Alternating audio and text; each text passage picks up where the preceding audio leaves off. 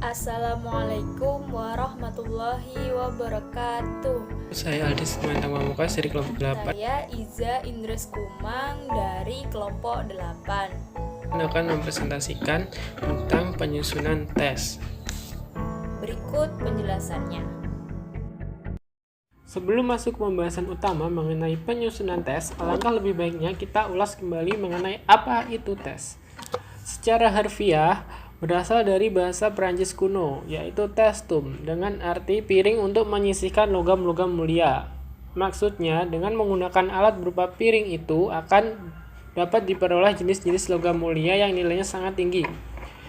Secara harfiah yang kedua, dalam bahasa Inggris ditulis dengan test, T-E-S-T, yang dalam bahasa Indonesia diterjemahkan dengan tes, ujian, atau percobaan.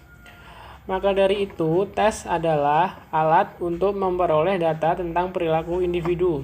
Karena itu, di dalam tes terdapat sekumpulan pertanyaan yang harus dijawab atau tugas yang harus dikerjakan yang memberikan informasi mengenai aspek psikologis tertentu, sampel perilaku, berdasarkan jawaban yang diberikan individu yang dikenai tes tersebut. Selanjutnya, ada 3 hal penting dalam pengertian tes. Yang pertama, sebutan pengukuran. Pemberian tes atau testing adalah kegiatan dari kegiatan pengukuran atau measurement. Yang kedua, alat untuk mengukur sampel, yaitu pengetahuan atau kemampuan yang dimiliki seseorang. Oleh karena itu, pemberian tes sebenarnya terbatas dari segi waktu pelaksanaannya. Pengetahuan dan kemampuan yang diukur bersifat luas, hampir tanpa batas. Sedangkan gambaran pengetahuan dan kemampuan yang diperoleh melalui tes merupakan sampel dari semua pengetahuan dan kemampuan yang mungkin dimiliki oleh pembelajar. Yang ketiga, penafsiran angka yang diperoleh untuk menentukan cukup baik atau tidaknya seorang pembelajar dalam mencapai suatu tujuan. Lalu, persyaratan pembuatan tes. Dalam tes terdapat sumber persyaratan tes didasarkan atas 2 hal. Yang pertama, menyangkut mutu tes. Yang kedua, menyangkut pengadministrasian dalam pembelajaran. Contohnya, mengukur panjang sisi meja menggunakan karet elastis yang diulur-ulur, sama halnya dengan tidak mengukur. Hasil ukurannya tidak akan dapat dipercaya. Akan tetapi, apabila keadaan memang terpaksa, yakni apabila kita harus melakukan pengukuran padahal yang ada di situ hanyalah sehelai tali karet elastis, maka kita dapat menggunakan tali itu asalkan menggunakannya harus mengikuti aturan tertentu. Nah, apa saja jenis-jenis tes itu? Dilihat dari segi bentuk pelaksanaannya. Ada 3. Yang pertama, tes tertulis atau paper and pencil test. Tes tertulis dapat dilaksanakan lebih menekankan pada penggunaan kertas dan pensil sebagai instrumen utamanya, sehingga tes mengerjakan soal atau jawaban ujian pada kertas ujian secara tertulis, baik dengan tulisan maupun menggunakan komputer. Yang kedua, ada tes lisan atau oral test. Tes lisan dilakukan dengan pembicaraan atau wawancara tatap muka antara guru dan murid. Yang ketiga, tes perbuatan atau performance test. Tes perbuatan mengacu pada proses penampilan seseorang dalam melakukan suatu unit kerja. Tes perbuatan mengutamakan pelaksanaan perbuatan peserta didik. Selanjutnya, dilihat dari segi bentuk soal dan kemungkinan jawabannya. Yang pertama ada tes objektif. Tes objektif adalah tes yang disusun sedemikian rupa dan disediakan alternatif jawabannya. Biasanya tes objektif berupa pilihan ganda. Yang kedua ada tes IC. Tes IC adalah tes yang disusun dalam bentuk pertanyaan struktur dan siswa menyusun mengorganisasikan sendiri jawaban tiap pertanyaan itu dengan bahasanya sendiri. Selanjutnya dari segi fungsi tes di sekolah. Yang pertama tes formatif. Tes yang diberikan untuk memonitor kemajuan belajar selama progres pembelajaran berlangsung. Tes ini diberikan dalam suatu satuan unit pembelajaran. Yang kedua, tes sumatif. Untuk mengetahui penguasaan atau pencapaian peserta didik dalam bidang tertentu. Tes sumatif dilaksanakan pada tengah semester atau akhir semester. Yang ketiga, tes yang memberikan dalam rangka menentukan jurusan yang akan dimasuki peserta didik atau kelompok mana yang baik ditempati atau dimasuki peserta didik dalam belajar. Biasanya dilakukan untuk menentukan anak ini masuk kelas IPA atau IPS. Selanjutnya, tes diagnostik. Tes yang digunakan untuk mendiagnosis penyebab kesulitan yang dihadapi seseorang baik dari segi intelektual, emosi, fisik, dan lain-lain yang mengganggu kegiatan belajarnya. Selanjutnya, ada kelebihan dan kekurangan dari berbagai tes yang ada. Yang pertama, kelebihan dari tes lisan. Kelebihannya, lebih dapat menilai kepribadian dan isi pengetahuan seseorang karena dilakukan secara face to face. Jika si penjawab belum jelas, pengetes dapat mengubah pertanyaannya sehingga dimengerti oleh si penjawab. Selanjutnya, dari sikap dan cara menjawabnya, pengetes dapat mengetahui apa yang tersirat di samping yang tersurat. Lalu, kekurangan dari tes lisan. Yang pertama, jika hubungan antara pengetes dan yang dites kurang baik, dapat mengganggu objektivitas hasil tes. Yang kedua, sifat penggugup pada yang dites dapat mengganggu kelancaran jawaban yang diberikan. Yang ketiga, pribadi dan sikap pengetes dan hubungannya dengan yang dites memungkinkan hasil yang kurang objektif. Yang kedua, kelebihan dan kekurangan dari tes tulisan. Kekurangannya, mudah menimbulkan kecurangan dan kepalsuan jawaban. Yang kedua, mudah menimbulkan spekulasi bagi orang yang dites. Kelebihannya, dapat sekaligus menilai kelompok dalam waktu yang singkat. Yang kedua, bagi si penjawab ada kebebasan memilih dan cara menjawab. Yang ketiga, karena pertanyaannya sama, skor dan isi pengetahuan yang dinilai tiap orang-orang pun sama pula. Yang ketiga, ada kelebihan dan kekurangan tes IC. Kelebihan yang pertama, bagi guru menyusun tes tersebut sangat mudah dan tidak memerlukan waktu yang lama. Yang kedua, si penjawab mempunyai kebebasan dalam menjawab dan mengeluarkan isi hati atau buah pikirannya. Yang ketiga, melatih mengeluarkan buah pikiran dalam bentuk kalimat atau bahasa yang teratur. Yang keempat, lebih ekonomis hemat karena tidak memerlukan kertas yang terlalu banyak untuk membuat soal tes. Kekurangan. Yang pertama, tidak atau kurang dapat digunakan untuk mengatas pelajaran yang skopnya luas atau banyak, semisal kurang dapat menilai isi pengetahuan siswa yang sebenarnya. Yang kedua, kemungkinan jawaban yang heterogen, sifatnya menyulitkan pengetes dan dalam menskornya. Ya, yang kemudian adalah contoh langkah penyusunan tes. Di sini ada 6 poin. Yang pertama adalah menentukan tujuan mengadakan tes. Yang kedua, mengadakan pembatasan terhadap bahan yang akan diteskan. Yang ketiga, merumuskan tujuan instruksional khusus atau TIK dari tiap bagian bahan. Jadi di sini nanti TIK bukan suatu jurusan yang ada di pendidikan teknologi informasi, tapi adalah tujuan instruksional khusus.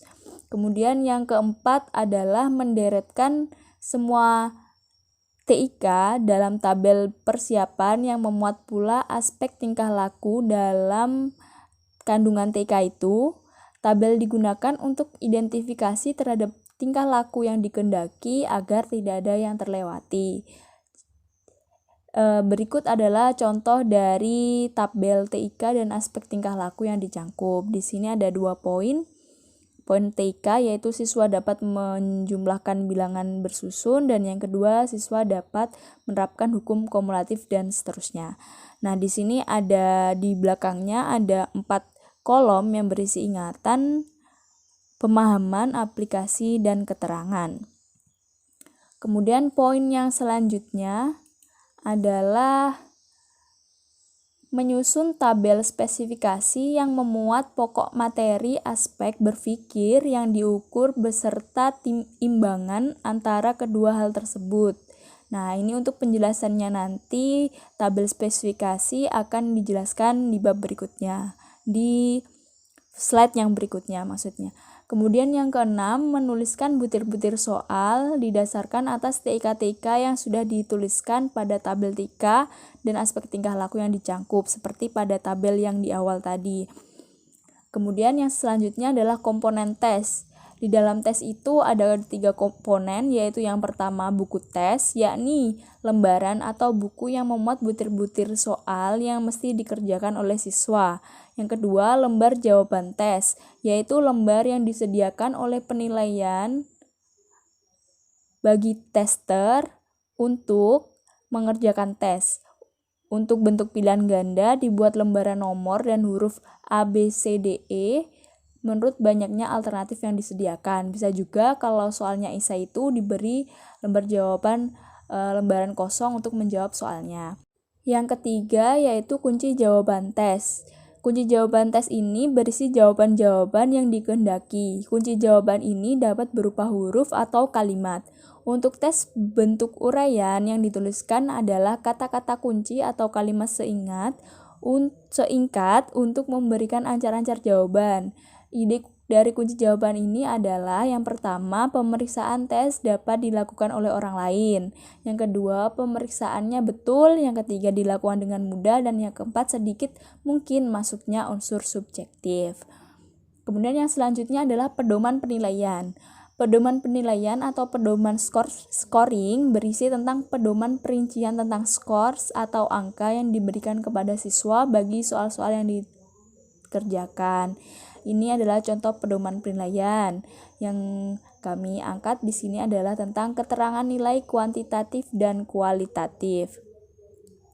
Nilai kualitatif dengan skala 1 sampai 4 berlaku kelipatan 0,33 digunakan untuk nilai pengetahuan KI3 dan nilai keterampilan KI4. Sedangkan nilai kualitatif digunakan untuk nilai sikap spiritual KI1, sikap sosial KI2, dan kegiatan ekstrakurikuler dengan kualifikasi SB sangat baik, B baik, C cukup, dan K kurang. Berikut adalah tabelnya, bisa dilihat ya teman-teman.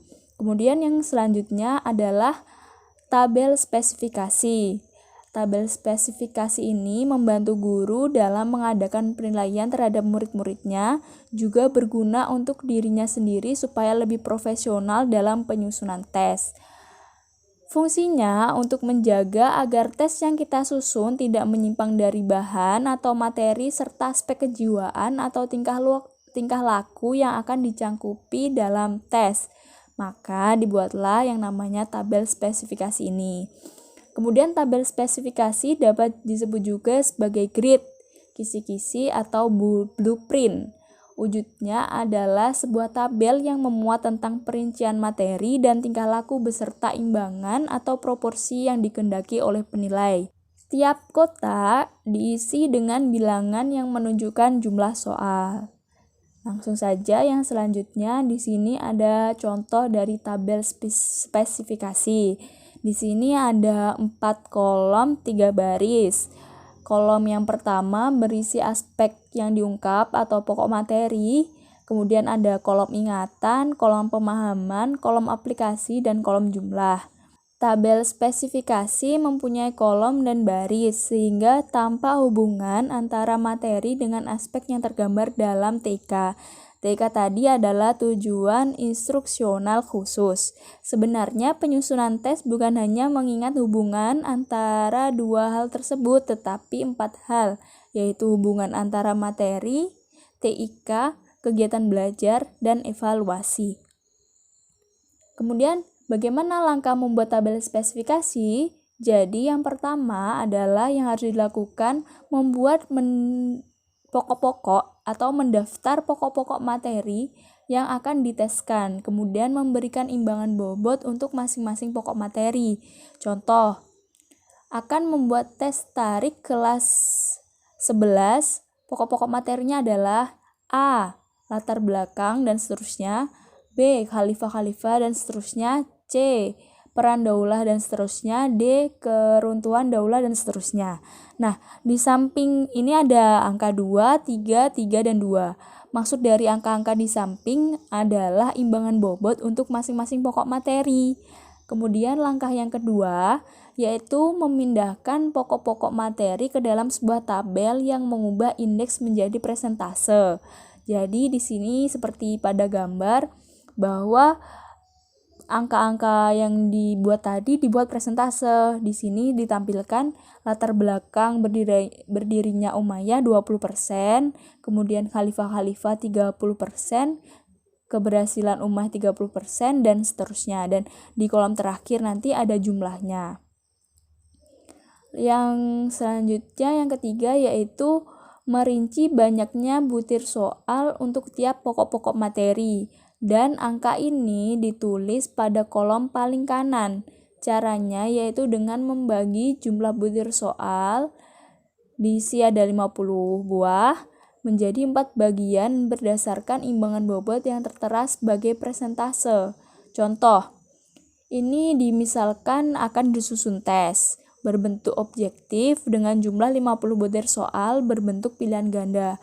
Karena waktu yang disediakan adalah 50 menit, maka sebagai ancar-ancar waktu adalah bahwa untuk mengerjakan satu buah soal tes objektif membutuhkan waktu 1 menit untuk membaca dan menjawab. Sehingga jika disediakan waktu 50 menit untuk tes, maka dapat disusun butir soal sejumlah 50 buah soal berbentuk objektif. Jadi banyaknya butir soal sangat ditentukan oleh waktu yang disediakan dan bagaimana bentuk soalnya. Kemudian ada jenis-jenis tabel spesifikasi. Nah, yang pertama, pembuatan tabel spesifikasi untuk materi yang seragam. Jadi maksudnya seragam di sini adalah bahwa antara pokok materi yang satu dengan pokok materi yang lain mempunyai kesamaan dalam imbangan aspek tingkah laku. Misalnya 50% untuk ingatan, 30% untuk pemahaman, dan 20% untuk aplikasi. Yang kedua, pembuatan tabel spesifikasi untuk materi yang tidak seragam. Untuk membuat tabel spesifikasi pokok-pokok materi yang tidak seragam, tidak perlu mencantumkan angka persentase imbangan tingkah laku di kepala kolom. Pemberian imbangan dilakukan tiap pokok materi didasarkan atas banyaknya soal untuk pokok materi itu dan imbangan yang dikehendaki oleh penilaian menurut sifat pokok materi yang bersangkutan. Kemudian tindak lanjut sesudah penyusunan tabel spesifikasi. Terdapat 2 langkah lagi sebagai tindak lanjut sesudah penyusunan tabel spesifikasi untuk memperoleh seperangkat soal tes, yaitu yang pertama, menentukan bentuk soal. Ada 2 hal yang harus dipertimbangkan dalam menentukan bentuk soal, yaitu waktu yang tersedia dan sifat materi yang diteskan. Yang kedua adalah langkah terakhir dalam penyusunan tes, adalah penulisan soal-soal tes atau item writing. Langkah ini merupakan langkah penting karena kegagalan dalam hal ini dapat berakibat fatal. Nah, berikut ada beberapa hal yang harus diperhatikan dalam menuliskan soal-soal tes. Yang pertama yaitu bahasanya harus sederhana dan mudah dipahami. Yang kedua, suatu soal tidak boleh mengandung penafsiran ganda atau ambigu. Yang ketiga, cara mengenal kalimat atau meletakkan, menata kata-kata perlu diperhatikan agar tidak ditafsirkan salah. Dan yang keempat adalah petunjuk mengerjakan. Jadi petunjuk mengerjakan ini harus dituliskan sedemikian rupa sehingga jelas dan siswa tidak bekerja menyimpang dari yang dikehendaki guru. Biasanya petunjuk mengerjakan ini dituliskan sebelum siswa memulai mengerjakan tes, biasanya di awal soal atau di awal dari lembar jawaban, begitu. Nah, sekian yang dapat kami sampaikan. Bila ada yang kurang dimengerti, bisa menuliskan pertanyaannya di kolom komentar. Atas perhatiannya kami ucapkan terima kasih dan mohon maaf apabila terjadi kesalahan pengucapan kata dan lainnya. Sekian, wassalamualaikum warahmatullahi wabarakatuh.